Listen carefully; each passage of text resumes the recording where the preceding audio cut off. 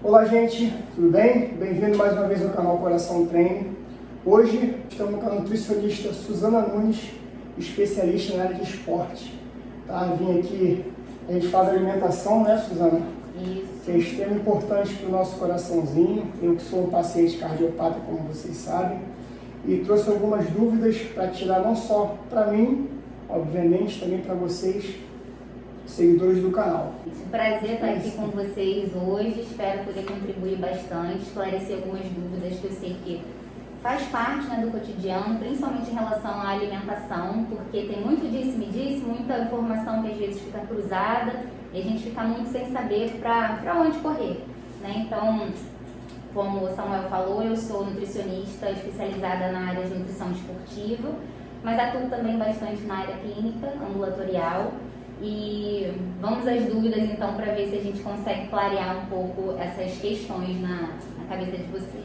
Perfeito. Vamos começar com a primeira pergunta, né? Todas são de extrema importância. Essa aqui é para abrir bastante a mente aí sobre o desenvolvimento dos riscos, né? Porque uma boa alimentação pode diminuir o risco de um problema cardíaco. Então, na verdade são vários motivos, né? Eu separei aqui alguns para a gente falar um pouquinho. Então, o primeiro deles é o controle do peso, né? Então, a alimentação, a gente sabe que impacta muito no ganho, né? Na manutenção, na perda de peso na vida de todo mundo. Sim. Né? Então, a obesidade, né? Principalmente aquele acúmulo de gordura visceral, que é aquela famosa barriga de chope, aquela barriga mais durinha, né, que é aquela gordurinha que está mais estocada lá para dentro, ela está muito associada a maior risco de doença cardíaca porque a gente consegue quebrar ela mais fácil. Então fica mais fácil da gente ter pequenas moléculas de gordura se soltando, né, e podendo vir a desenvolver a arteriosclerose, que é o entupimento, né, das veias, das artérias, que pode levar a um infarto, por exemplo, né?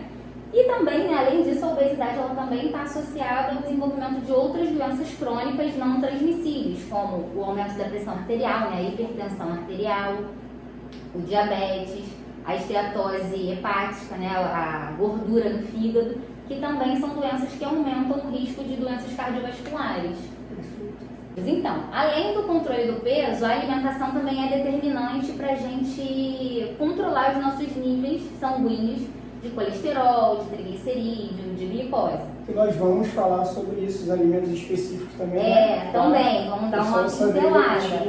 Mas também é através da alimentação que a gente controla se o nosso colesterol pode aumentar, diminuir, né, o triglicerídeo, tudo isso. De modo geral, o que acontece? Ter um colesterol mais elevado pode ser um risco maior. Mas na verdade a questão principal é que ele acaba, né, quando a gente tem muito colesterol, a gente acaba tendo uma maior chance dele ser oxidado, né, dele sofrer reações de radicais livres da nossa circulação. Então, quando a gente tem um bom consumo de alimentos que são antioxidantes, então vitaminas, minerais, né, vitamina A, vitamina C, complexo B, selênio, zinco, magnésio, todas essas vitaminas, esses minerais, eles são antioxidantes. Então, eles se oxidam no lugar das nossas partículas, moléculas e afins do nosso organismo. Então, se você tem colesterol mais alto, mas você também tem um bom consumo de antioxidantes, você diminui o risco desse colesterol ser oxidado. Porque quando ele é oxidado, quando ele sofre, né, a ação desse tipo de radical livre, é que ele começa a formar aqueles bloquinhos que vão entupindo as veias, as artérias.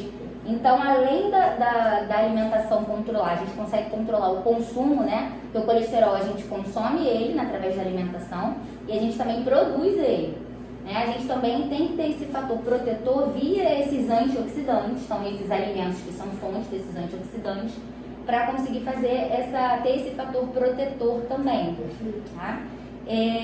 Um terceiro ponto que também é bem importante, que a alimentação pode modular, é o consumo adequado de ômega 3, que é uma gordura boa, né, uma gordura anti-inflamatória e que em geral a gente tende a consumir pouco na nossa alimentação, né, no dia a dia. E por que é importante a gente aumentar o consumo desse tipo de gordura?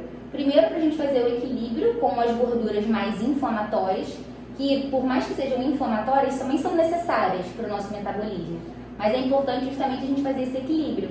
O problema é que a gente consome muito da inflamatória e muito pouco da anti-inflamatória. Então essa proporção, né, esse desequilíbrio é que acaba fazendo também com que a gente fique mais vulnerável a essa inflamação, que perde um pouco o controle. Perfeito. E o ômega 3 a gente encontra em casa de suplementação e farmácias, correto?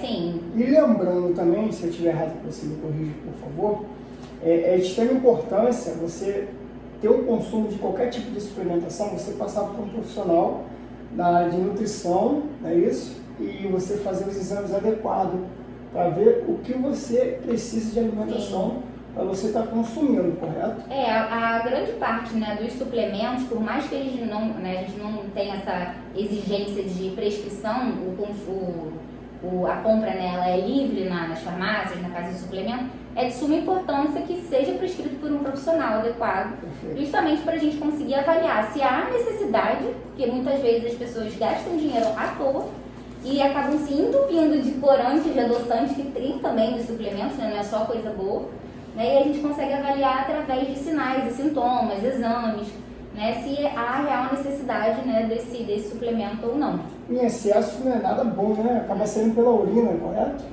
Pode sair pela urina, pelas fezes, né? Tem vários, e pode também até atrapalhar outros sistemas. Sim. Dependendo da intensidade, né, da frequência, né, da quantidade, e também associado a outro tipo a outras doenças do dia a dia, né, da vida da pessoa. Uma outra questão também importante nessa parte do ômega 3, né, é que as membranas das nossas células, elas são compostas por uma camada de gordura. Porque se fosse tudo água, a gente, né, teria tudo dissolvido. Então, para separar os compartimentos, a gente tem uma membrana, né, feita de gordura. E quanto mais a gente consome essa gordura anti-inflamatória, né, mais insaturada, que é o caso do ômega 3, mais fluida é essa membrana.